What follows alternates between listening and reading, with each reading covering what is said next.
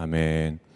오늘도 하나님의 크신 은혜가 이 자리에 나오신 성도님들 삶 가운데 함께 하시기를 간절히 축복합니다. 특별히 오늘 저녁 7시 반에 이 자리에서 이 청년들이 주관하는 목요 찬양 집회가 있습니다. 서울에 있는 그 감리교회 중에서 이렇게 청년들이 모여서 목요 찬양 집회를 하는 곳은 거의 없습니다. 근데도 이렇게 청년들이 모이기를 힘쓰고 집회를 한다는 것이 얼마나 감사한지 모릅니다. 누구나 다 참여할 수 있다고 하니까 함께 참여해서 귀한 은혜의 시간 되시기를 축복합니다. 또한 내일은 100년 기도 운동이 이 자리에서 있게 됩니다. 함께 기도의 자리에 동참하셔서 한국교회와 나라와 가정을 위해서 기도하는 귀한 시간 되시기를 축복합니다. 옛날에 그 미국 시카고에 가장 큰 이 농장을 상속받은 윌리엄 보든이라는 사람이 있었습니다. 윌리엄 보든은 고등학교를 졸업하자마자 부모님으로부터 거액의 유산을 받게 되는데요. 20살에 그렇게 백만장자가 된 이 보든이 예일대학교에 합격을 하고 입학하기 전까지 졸업여행으로 세계 여행을 다니게 됩니다. 그렇게 유럽을 시작으로 아프리카, 중동, 아시아를 여행하던 중에 이 보든은 큰 충격에 빠지게 됩니다. 그 이유는 이 자신의 삶과 다르게 가난과 질병으로 고통받는 사람들이 너무나 많았기 때문이죠. 그래서 이 보든은 세계 여행을 마친 뒤에 자신의 일생을 하나님께 바치기로 결단합니다. 그래서 도움이 필요한 사람들에게 찾아가서 평생을 봉사하기로 결심을 하죠. 그때 이 보든이 항상 들고 다니던 성경책 맨 뒷표지에 이렇게 적었다고 합니다. 지체할 수 없다. 그렇게 결심을 한 후에 이 보든은 예일대학교를 졸업하고 프린스턴 대학교에서 신학을 전공한 뒤에 이슬람교도를 선교하기 위해 이집트로 떠나게 됩니다. 그리고 이번에는 성경책 맨 뒤에 후퇴는 없다라고 적었다고 합니다. 그런데 안타깝게도 이집트에 간 지 한 달 만에 이 뇌수막염에 걸려서 그만 목숨을 잃게 됩니다. 자신이 원했던 이슬람 선교를 하지도 못하고 생을 마감하게 된 것이죠. 근데 그때 그 보든의 성경책 맨 뒤에는 이렇게 적혀 있었다고 합니다. 후회하지 않는다.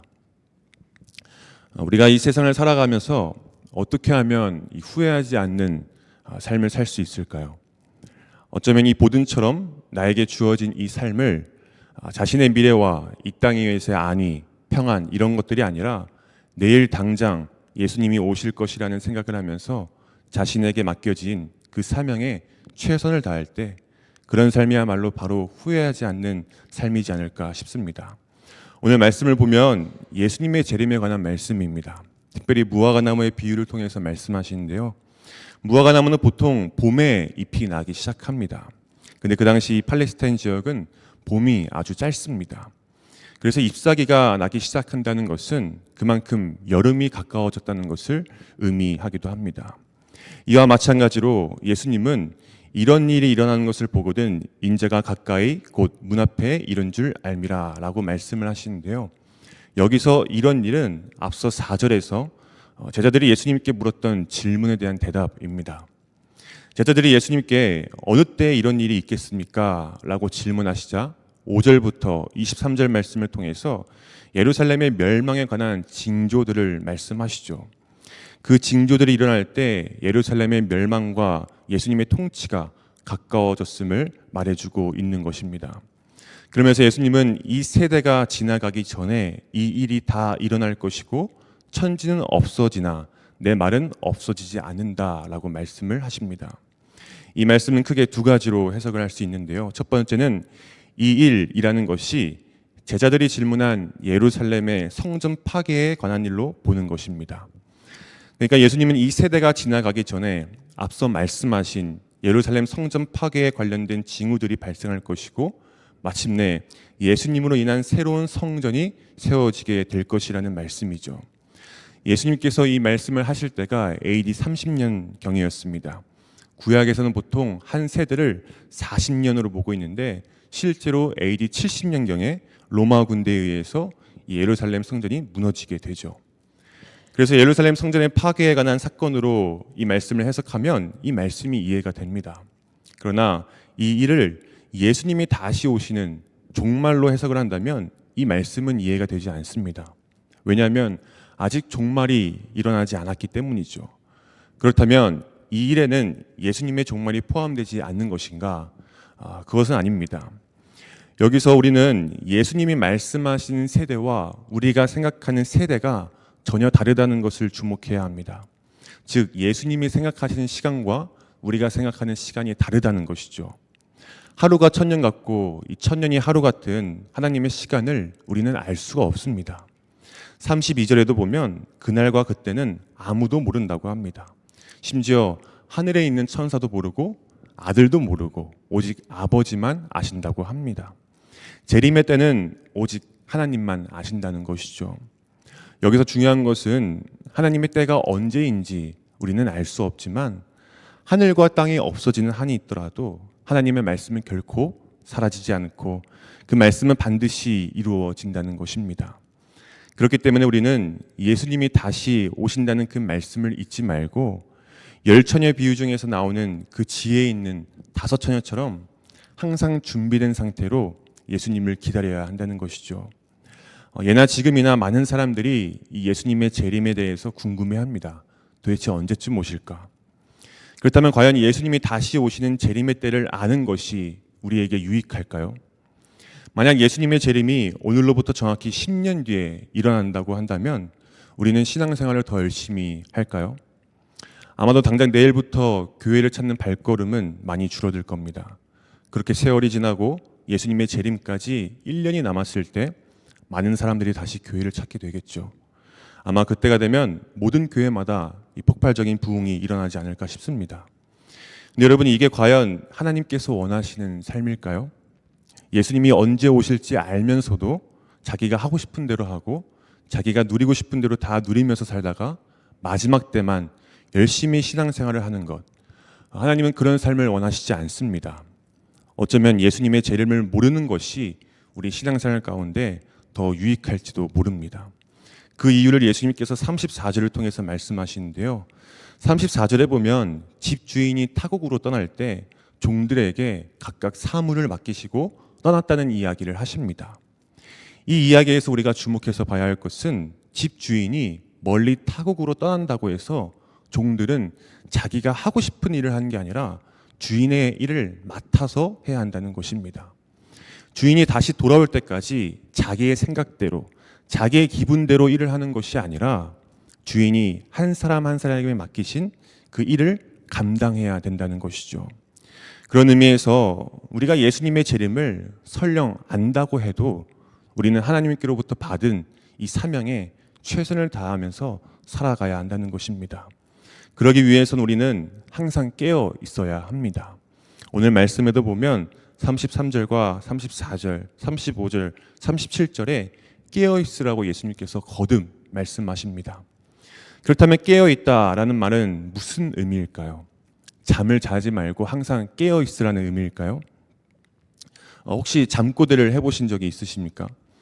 저는 웬만하면 잠꼬대를 하지 않습니다. 얌전히 잠자는 편인데 간혹 이 교회 수련회에 가서 정말 늦게까지 집회를 하고 피곤한 상태에서 잠을 자면 갑자기 혼자 웃으면서 헛소리를 하는 그런 잠꼬대를 한다고 하더라고요. 그래서 친구들이 깜짝 놀라서 저를 깨운 적이 있었는데 예수님께서 말씀하시는 깨어 있으라라는 의미는 바로 이런 의미이지 않을까 싶습니다. 나도 모르는 헛된 것에 사로잡혀서 헛된 말을 하는 그런 영적인 수면 상태에서 깨어 있으라는 것이죠.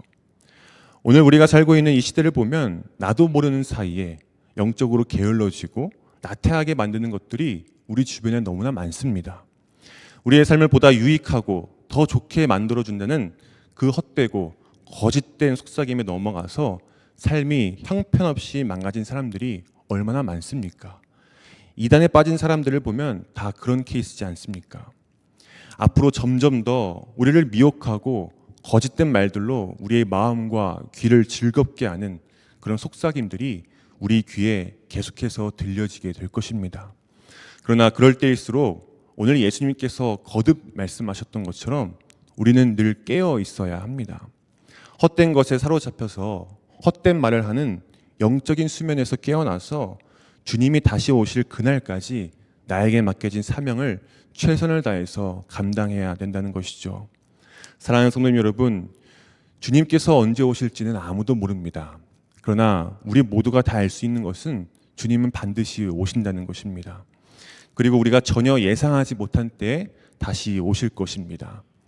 오순절에 마가의 다락방에 성령님이 강림하신 후부터 이미 말세가 시작되었습니다. 예수님의 재림은 우리가 생각했던 것보다 훨씬 더 가까워지고 있다는 사실만은 분명합니다. 그러므로 우리는 늘 영적으로 깨어 있어서 때를 분별하고 주님 다시 오실 그날을 준비해야 합니다. 이 준비는 교회에서만 하는 것이 아니라 내 삶 속에서 나의 가정과 직장과 사업장과 학교나 내가 지금 있는 그곳에서 예수님의 재림을 준비해야 합니다. 왜냐하면 예수님의 재림은 특별한 때에 일어나는 것이 아니라 평범한 때에 일어나기 때문입니다.